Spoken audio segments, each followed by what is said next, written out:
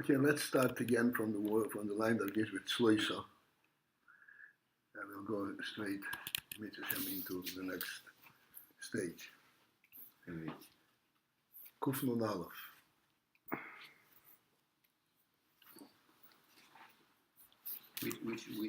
Which line? I mean, what tzlosah? In the middle? Yeah, a little bit above the middle. No, it's awesome. No. Hi, Borapak is here. Good morning. Good morning, everybody. Hey, Morning. I don't see.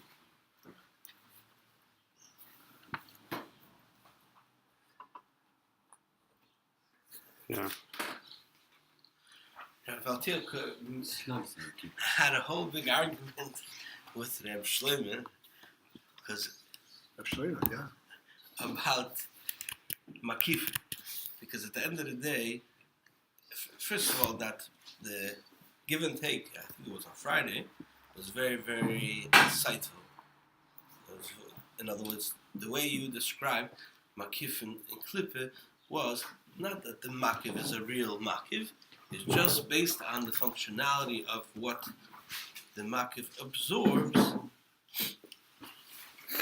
Therefore, it has the makif.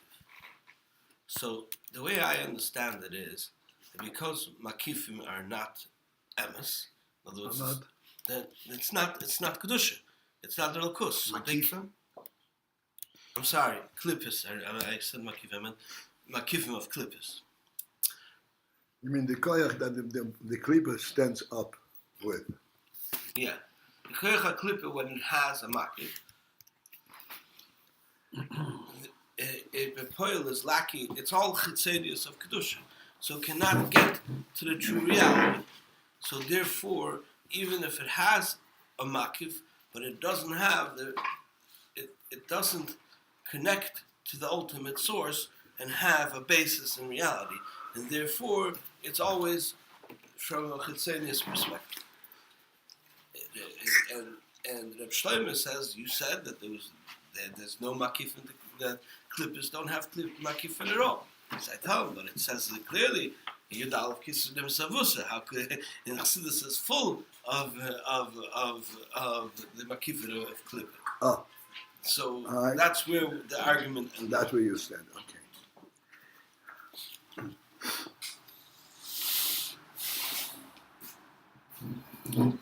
There's even a mimer I showed him in Dalit. The Rebbe said a mimer that because makif is the whole concept of Yud Aleph, it's the makif is Yud Aleph, it can't be nichnas nepnimi. So therefore, adarabbe, the makifin have a shaykhis one to each other closer. In other words, the makif from kedusha to the second makif of kedusha doesn't have the same strength as the makifin of lomazah. Because they're the etzem of chitzedis the king.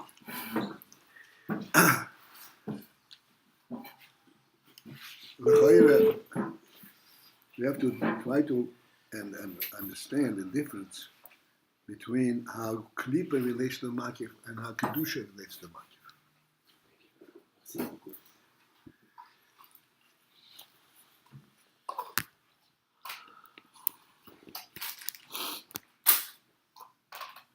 Klipa relates to its makif in order to strengthen itself, not in order to dive into the makif and to rise up to that level. It is in order to strengthen its own mitzvahs.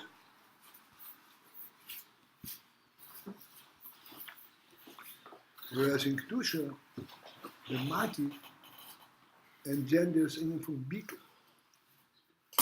He wants to forget about himself. He wants to be embraced by the makif.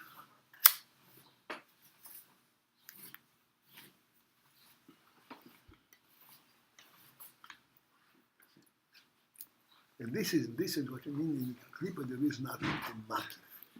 It's not a makif in terms of its avodah, in terms of its interest. It's not really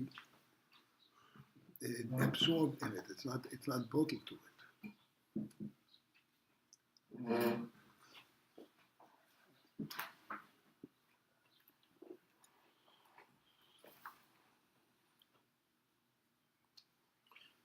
Because it says that the nefesh alakis has a strength over the nefesh mamas because of the makifim. So from there, it sounded that the nefesh mamas doesn't have makifim. That's why he's stronger.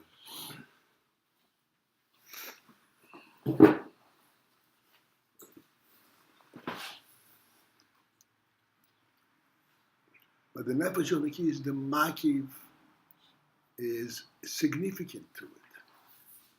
It's not only the koyach or makif. It is the makif itself that it relates to. What is the nefesh alakis focusing? Is to fulfill the rotzen habayit, not to each rotzen. The klipa doesn't have that in it. Klipa wants makif because it helps it to fill its own rotzen. So why is the nefesh alakis stronger? Because the makav is in Because it gets to the real market. Because it has the koyach hamakif itself. The klipa is only using it for its own purposes, but it's not really. The makif does not work with it. I told him, Moshe, I remember years ago there was a letter from the Rebbe, from the Friedeker Rebbe, how I don't remember even where it is by now, but I remember seeing the whole description of how first you give Avos Yisrael. Maybe it's been again the Shadarim. First you do Avos Yisrael with a person, and then you give him food, and this and that. And then later you tell him about Torah mitzvahs and you mekarev him. So when I'm reading the letter, a little bit, this is almost like the goyim the missionaries, they bribe a person by giving him food and and then they're going to convince him to do what they want. But it's the full opposite of the missionaries, because the missionaries are giving him food to bribe him to do what they want, and he is going because he has bittul to the Eibishter, so therefore he has Avos Yisrael for a guy that he doesn't know, and he has no personal conviction here to schlep the guy to where he wants. Adarabbe, he wants that the Yid's neshama, his atzim, should like and convince the Yid to do what the Yid needs to do. Not that he's trying to. So the outcome is fully opposite. By Klippe, what's the outcome? You're tricking him to do what you want. Over here, you're not tricking him anything. You're not interested in anything. You're only interested in letting another neshama come alive and be megala his true atzim. This is the important thing. So in other words, the way I understood what you're saying is that in a makiv, when you're in kedusha, you're megala the makiv. You're going towards the reality is there, and that reality is growing and growing by connecting into the reality. Here, you want to take this reality and alter it for yourself. So, yeah, maybe you managed to trick somebody, but the reality is not. The reality cannot come alight in that type of scenario. Right. This is what we said yesterday. I said very often that when you are a guest with someone and he serves you a meal and you're eating the meal, this is pnimi, you're biting into it and you're chewing it and swallowing it and all that. Whose food are you eating? He gave it to you already. And you already chewed it up. Whose food are you eating? You're eating the food of the host. What's the significance of this? So take this into a real environment. Let's say you're at a chasana, and you're partaking in all the things taking place in the chasana. The spirit that carries you is not the food, and not all the ambience and everything. It is the true spirit of the chasana. That remains in kedusha. That remains always. And this is the difference in Klipa. You're satisfied to have that which you can swallow it into yourself. Like I said, thank you very much. It's a nice meal. Let me take it home and I'll eat it in my own dining room.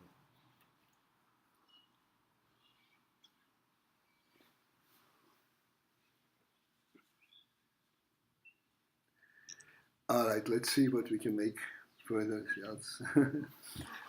You thought that we already reached the challenge, the real challenge. Wait a minute.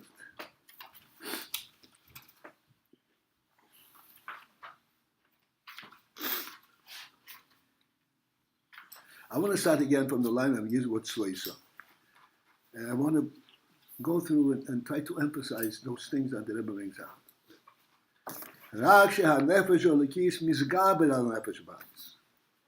Except that even though it's a war, and the war is normally between two equal forces, yet the it overpowers the nefesh habamis. How can it overpower it? They are equal forces.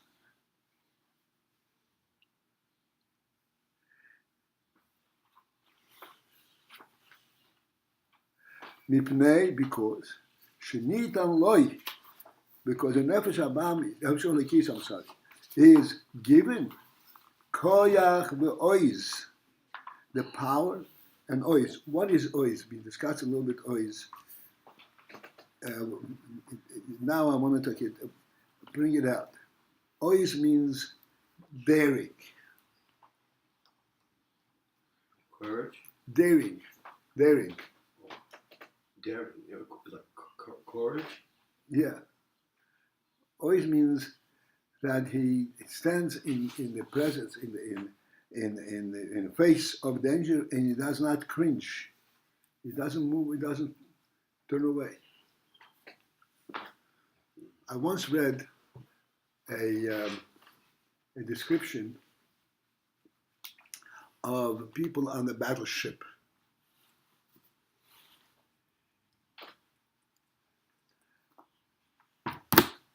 Actually, this was a court-martial hearing.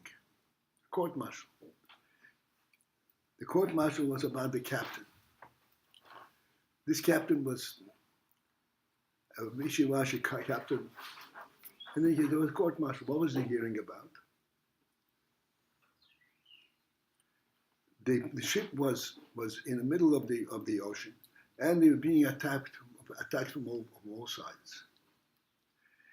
The rule is that the captain is supposed to stand at the railing in the front and watch the whole proceeding, the whole fight, and direct all the whole fight. Direct the fighting both way to shoot and how to turn the boat. He was supposed to be in the front. This captain that was accused of hiding, of turning away, not looking at the battle. He didn't have the oiz. He didn't have the spirit to stand and watch this battle. To remain on this call, press 1. And this was a court-martial.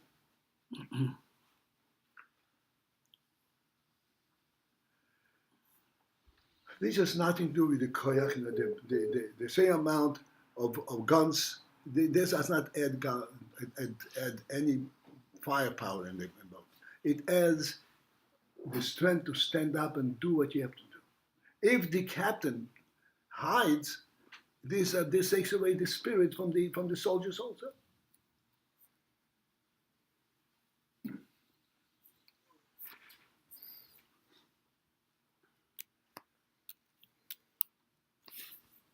But David HaMelech, it says, that David HaMelech did not send his soldiers into war. He went in the front of them.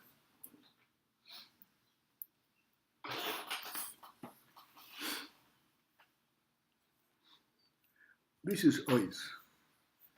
In order to stand up in the face of battle, it's not enough the koyach that you have, the koyach, the power, the firepower. You have to have the willpower that allows you to face down the enemy regardless of what what threatening he thinks he does. Like you mentioned yesterday, the apostle in Chumash that said the Kohen would stand up and speak to the soldiers, to the people who go to war, and he would tell them what they're going to do. You're going out to fight Alevechem, Al Yerech Levavchem. One of the things, the first thing is Al Yerech Levavchem. Let not your heart weaken. Soften. And there are several expressions over there. And Rashi explains one of these expressions about you should not become affected by the threatening, by the show of force that is a vanity, making noise, hitting their tricing, their shields together, making noise. This is vanity. But here's where you have to bring out your inner strength to go into this battle. Without that, you are already on the defensive before you start. Defensive means you're already concerned about how am I going to survive, not how am I going to subdue the enemy.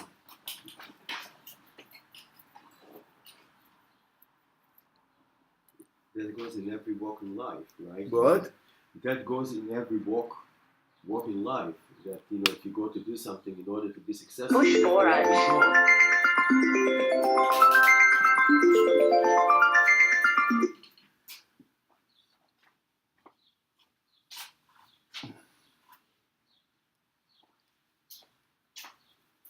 hello, Barak, can you hear me? Yeah? I'm sorry, I've had phone trouble. Can you please call the conference room? I can, yeah. I called it, but there's nobody there, so let me call it back, okay? I'll call the conference. Thank you.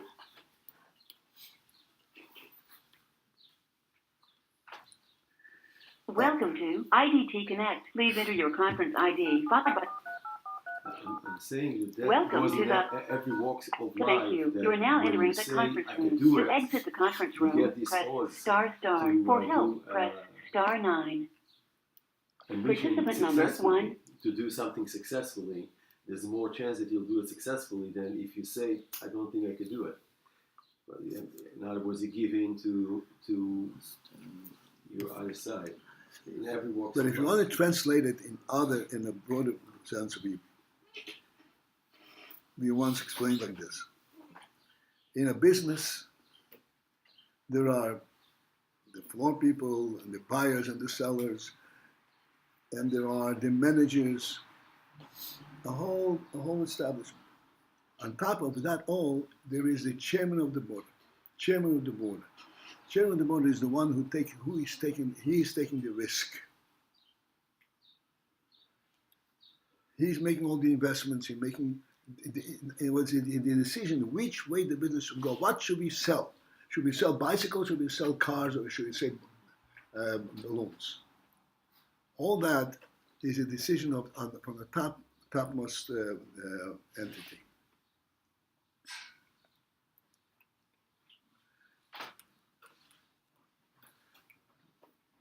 The chair of the board, his decision, I mentioned many times that is, there is a meeting among all the officers in the company. And they're deciding whether they should go and invest in this product or in that product. All the people there are talking in terms of what are the chance of profit. How successful are we going to be with this product? Each one has its own opinion. In this meeting walks the chairman of the board. And he gets information what the debate is about. And he presents a decision, and his decision is not based on profit exclusively. The decision is based on what the spirit of the company is. If this is a company that sells computers, and they decide, let's sell napkins. He says, no, I don't care about it. I want to sell the best computer. The reason I went into the computer business because I value it, I respect it. So it's not so he has a completely different take and a different message, principle behind his decision. Who is that Shema? Who has that koyach on oils to make that kind of thing? All of us says, no, we're going to make more money. He says, who cares about money? I want to have a real company. I want a company that I believe in.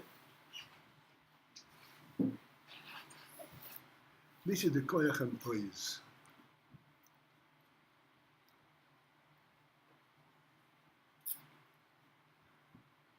And the nefesh Elokis is given koyach ve'ois, which means the nefesh Elokis gets involved in a battle oblivious to its own welfare.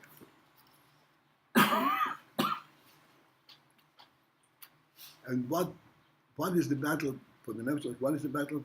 The battle is to protect the king and to promote the king's aim and message.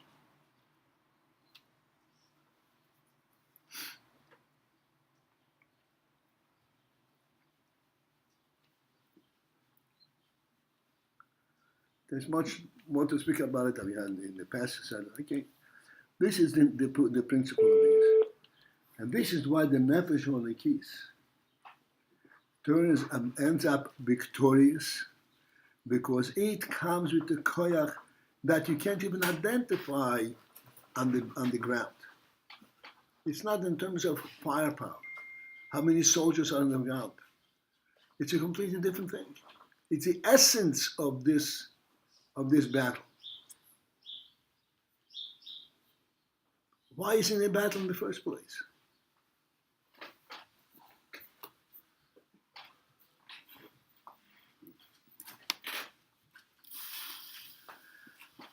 And this is the koyach hamakifim.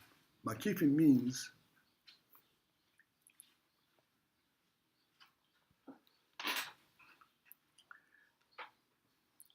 makifim and pnimim both are rooted, source in the answer. The difference is that pnimim described the qualities and the interests of the answer. The makifim allude and correct directly to the presence of the answer itself. Like we described last week, that if you enter a home and you see a home that is completely well set up, and a dwelling that's well appointed, you know that a human being lives here.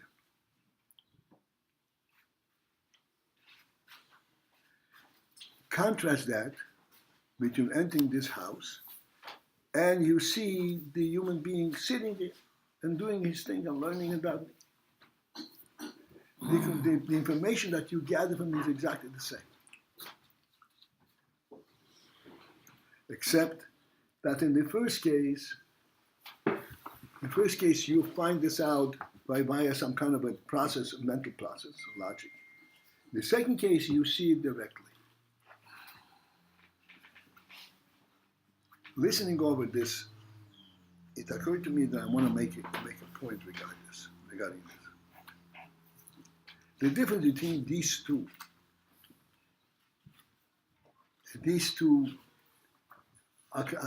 recognitions.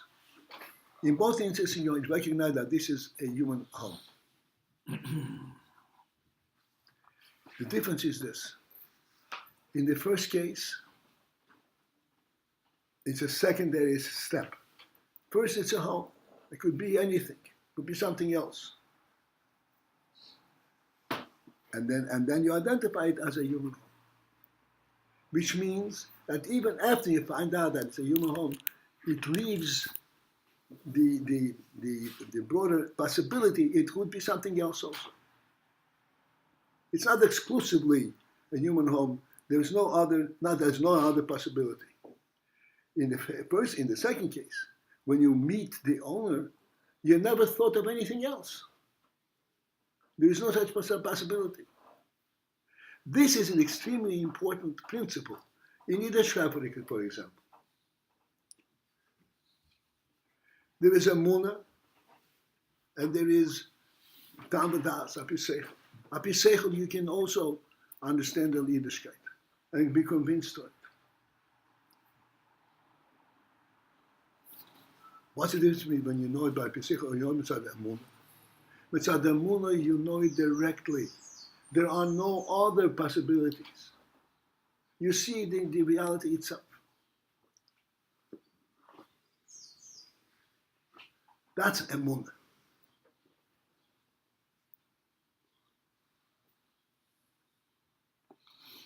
Emunah means it stands steadfast without recognizing that there is right or left or back or front. There's only one thing. And this one thing tells you clearly what it's about. Just from one observation, from direct observation.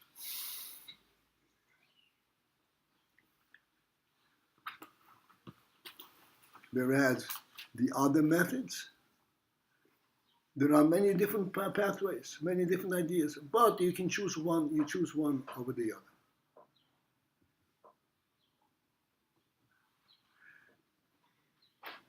Practically speaking, the difference is, if you come from Amunah, your entire reality, entire person, all of your koiches are geared and focused and mitzumtzum and contained in this one aim.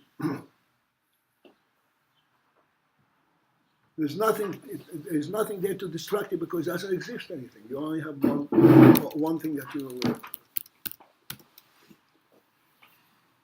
When you come mitzad tamadas, and it's a valid tamadas, it's a valid argument, all this, the possibility of it being something else still remains. So you don't have your full gear, your full power into this focus. This is the koyach v'ois. The method of teaching is the koyach v'ois. Mitzad the makifim. When it has the sense of the makifim, there's nothing left to distract it. There's nothing left outside. Makifim you don't choose. It looks good.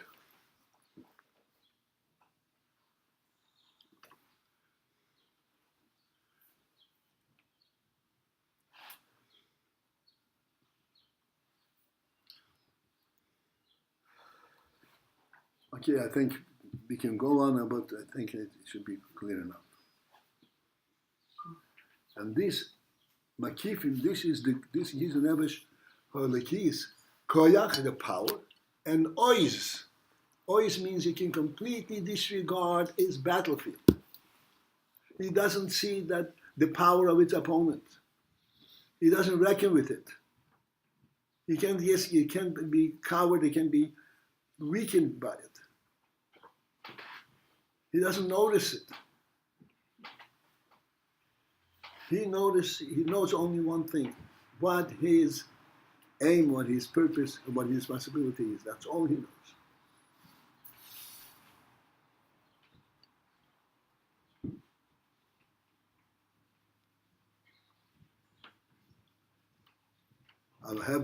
I spent so much time, I want to reiterate and mention something that we said a long time ago,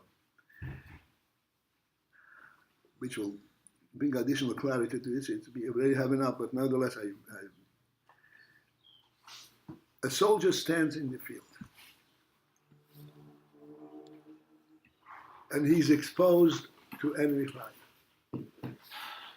And he turns around and he sees, just across a little distance, the enemy soldier is standing there with his rifle aimed at him. He's aiming at him. What would be the normal reaction of the soldier from a simple human perspective, human nature? Should go hiding. And instead, what does a soldier do?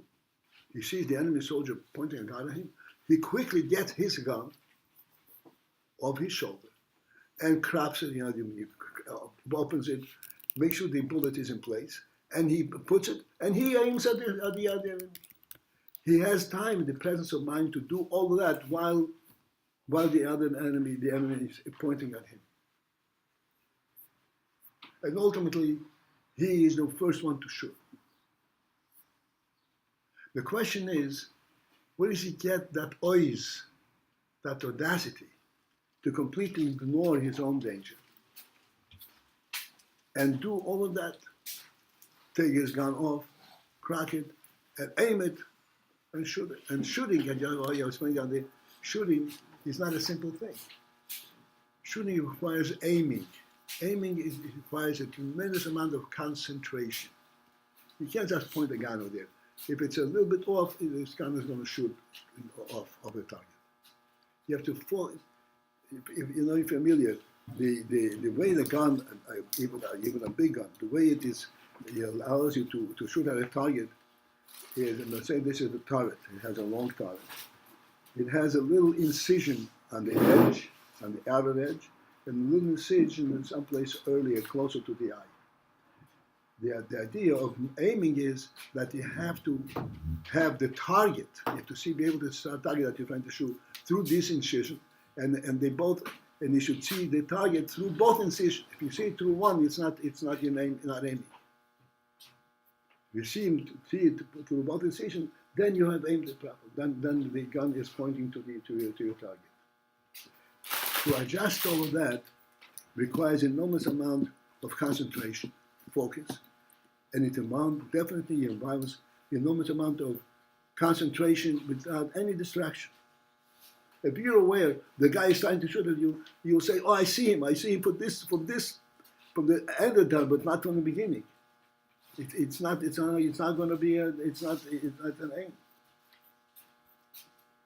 So where is the soldier gets the ois, the thinking, the calm to be able to focus and concentrate on this and create this aim?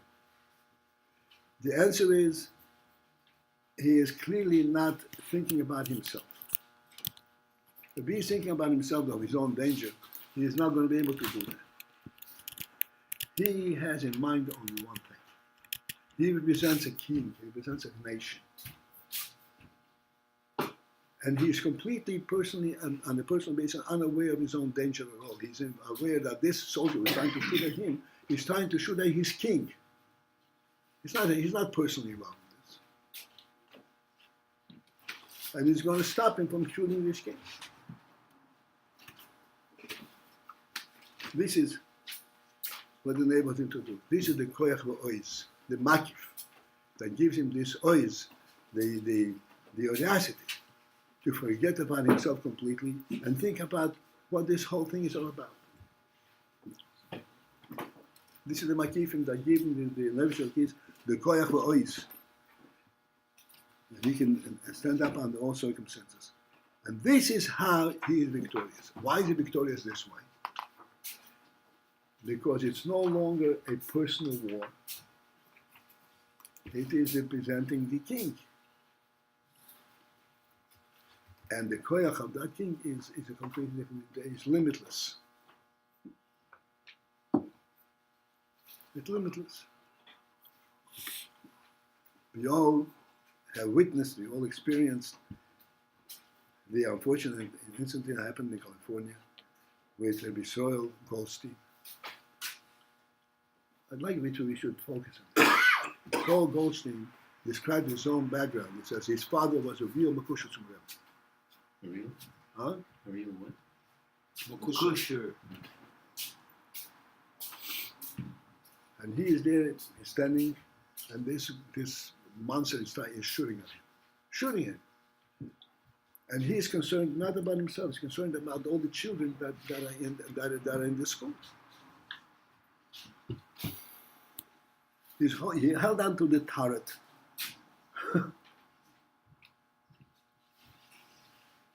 and whatever it is, God was shooting, he lost 2 fingers. He didn't sway him at all. He didn't change his aim at all. He was still focused on one thing. Make sure the kids are away, are out.